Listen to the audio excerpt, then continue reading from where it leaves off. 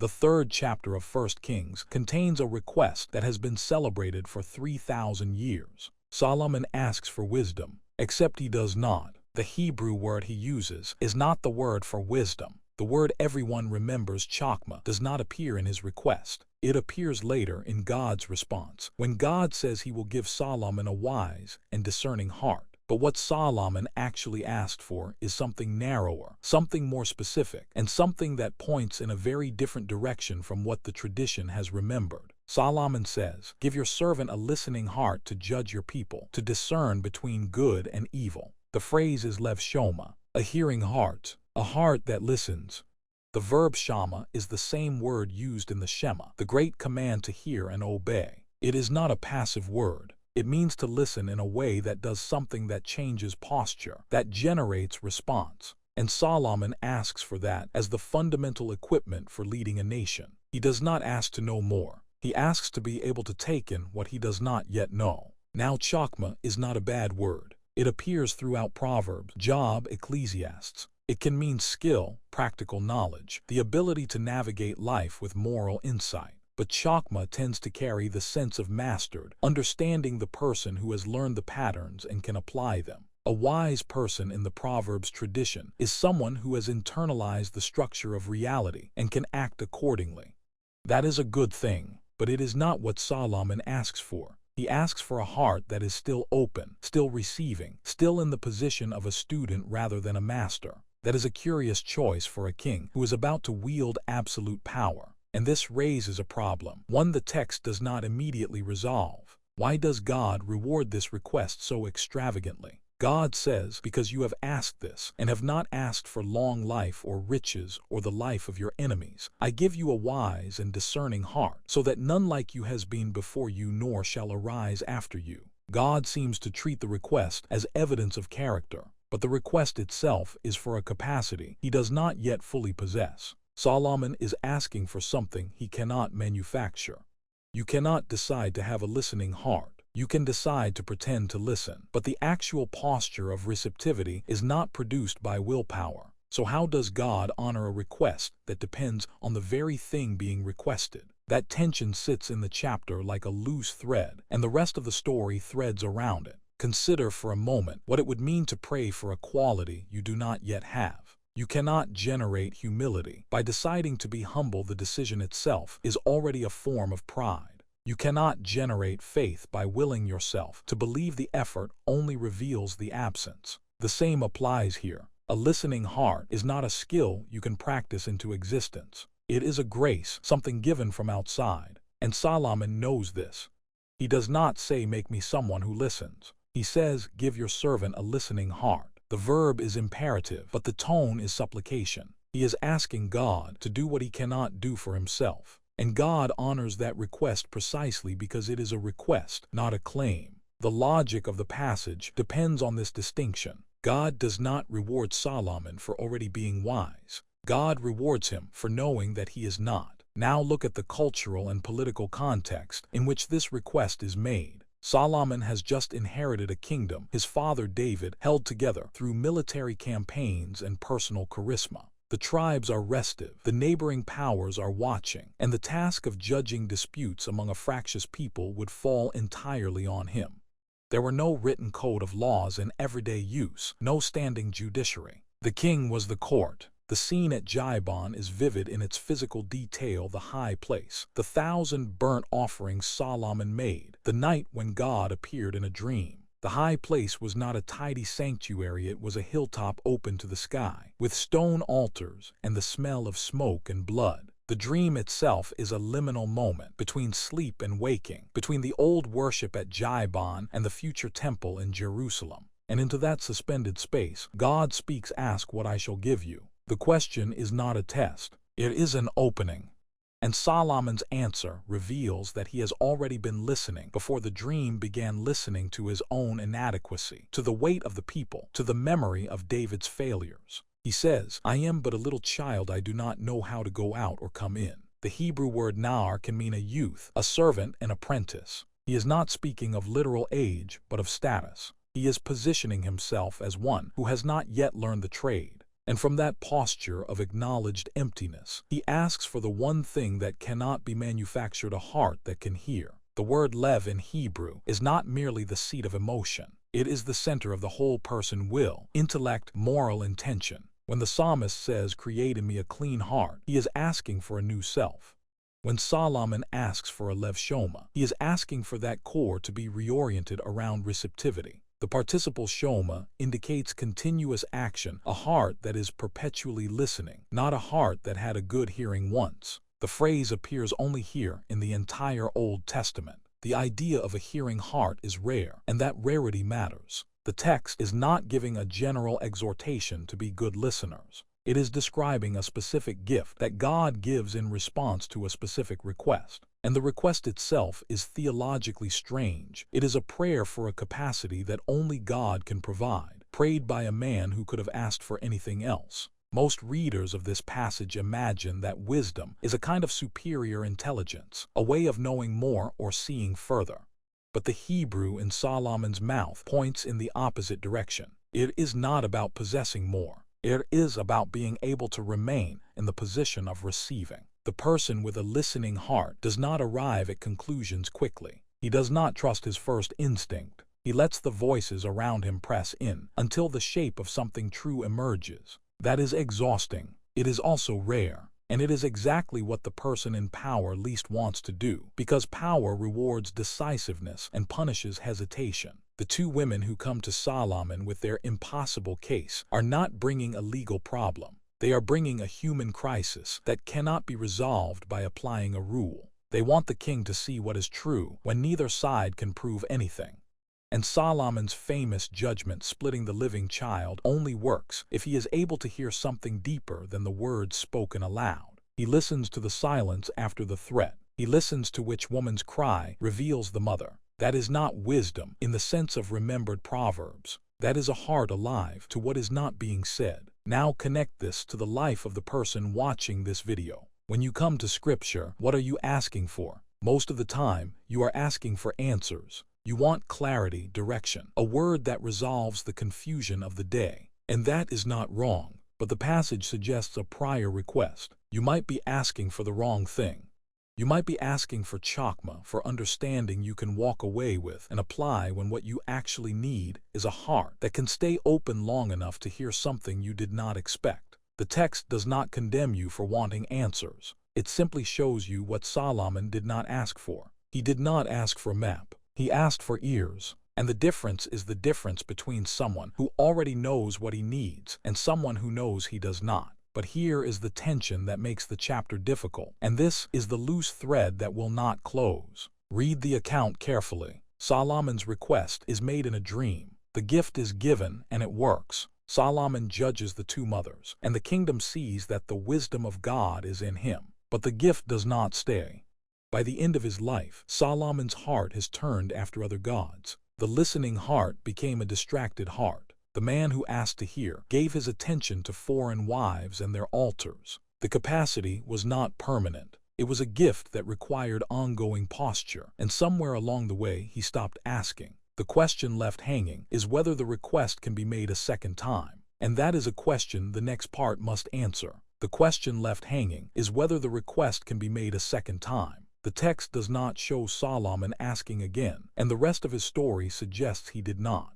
By the end of his life, the listening heart has been replaced by a heart that listened to other things, to the voices of foreign wives, to the allure of political alliances, to the seduction of wealth accumulated far beyond what the law permitted for a king. The man who once said, "I am but a little child," ends his reign building high places for Chemosh and Melech. The trajectory is not a minor moral failure. It is the exact inversion of the request he made at Gibon. He asked for ears, he ended by shutting them. And the text does not explain how this happened. It simply records it, and the silence is part of the judgment. But the question remains for the reader, and it is not a theoretical one. Can you ask for a listening heart after you have already received one and let it atrophy?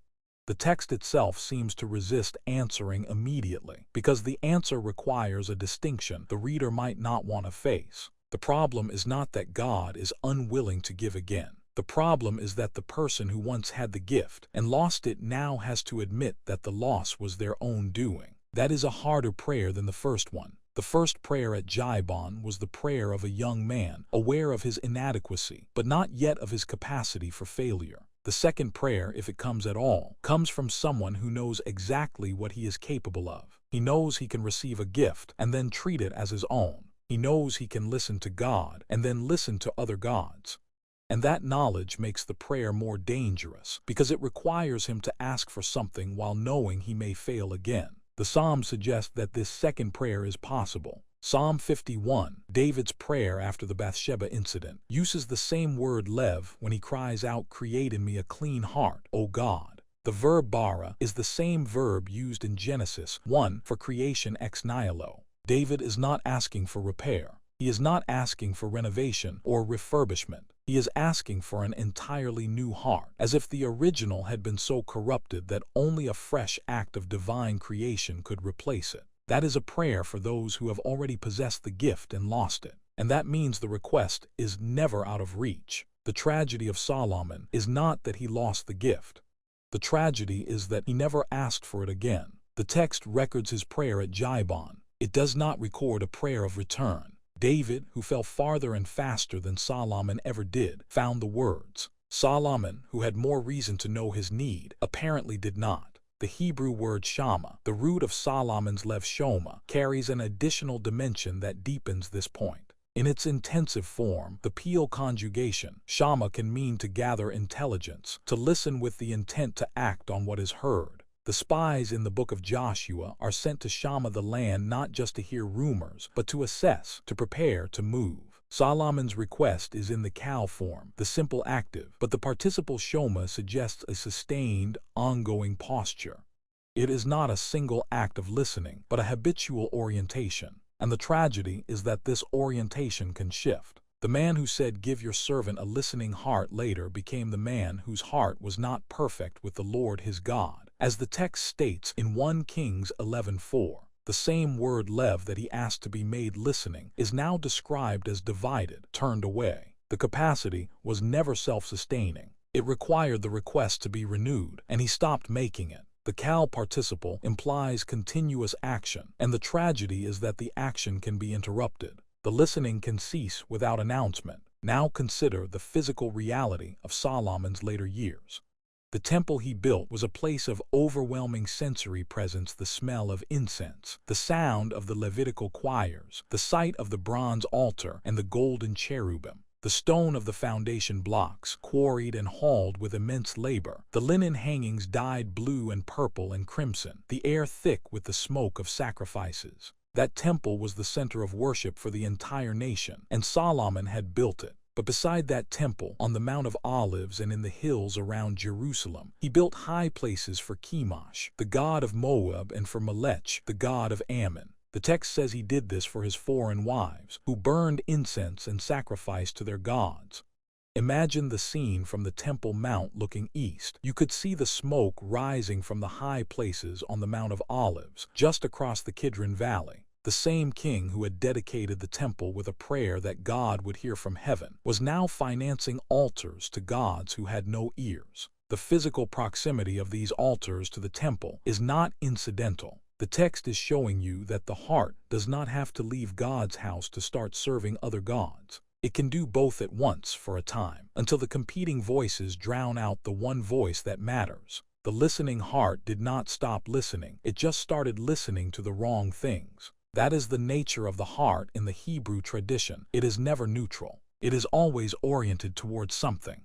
The question is only what it hears, and over time, the accumulation of other sounds can make the primary voice harder to distinguish. The person watching this video may recognize this pattern in their own life. There was a time when scripture felt alive, when prayer felt like conversation, when the posture of receptivity came naturally. And then something shifted. Not dramatically, not through a single act of rebellion, but gradually, through the accumulation of other voices. The voice of your own competence, telling you that you know enough and do not need to sit under the text like a student. The voice of your own exhaustion, telling you that you have already tried prayer and it did not produce the result you wanted, so why bother again? The voice of the culture, telling you that the real answers come from somewhere else, from self-help, from therapy, from productivity systems, from anything that does not require you to admit you are not in control. You did not stop listening. You just started listening to other things. And the text does not condemn you for that. It simply shows you that the gift must be asked for again. Not once, but continually. The listening heart is not a permanent acquisition. It is a daily surrender. And the day you stop surrendering is the day you begin to drift. The word the text uses for God's response to Solomon is chokmah, and it is worth pausing on that. God says, "I give you a wise and discerning heart." The phrase chokmah yubana appears together, wisdom and understanding. But the gift is given because of the request. The request was for listening. The gift includes wisdom. The sequence is important. God does not give the listening heart. He gives the heart that is wise because it listened. Solomon asked for the posture, and God gave the capacity that flows from the posture. That means the wisdom itself is derivative. It is not the primary gift. The primary gift is the relationship, the king who asks, the God who responds, the ongoing conversation that wisdom serves. And when Solomon stopped asking, the wisdom remained for a time, like a lamp that still burns after the oil is gone, but eventually it dims. The book of Ecclesiastes, traditionally attributed to Solomon, describes the emptiness of accumulated knowledge that has lost its connection to the listening heart. Vanity of vanities, all is vanity, he says, and the word hevel means vapor, breath, something that cannot be held. The man who had everything found that without the hearing heart, it all dissolved in his hands. The wisdom that had been a gift became a burden because it was no longer tethered to the source. This is where the application presses hardest on the present-day reader. You may come to this passage wanting to emulate Solomon's prayer. You may want to ask for a listening heart, and that is right. But the text requires you to ask honestly, from a place that knows it has already stopped listening. You cannot pretend you are still standing at Gibon, still young and untested. You have years of listening and not listening behind you. You have voices you have chosen and voices you have ignored. The request you make now is not the request of a novice. It is the request of someone who has learned how easily the heart turns. And that makes the request more urgent, not less. Because the only thing worse than never having asked is having asked, and then deciding the answer was yours to keep. The prayer that Solomon prayed at Gibon was answered, and he built a temple and judged a nation. But the prayer that was not prayed in his later years left him building altars to gods who could not save him.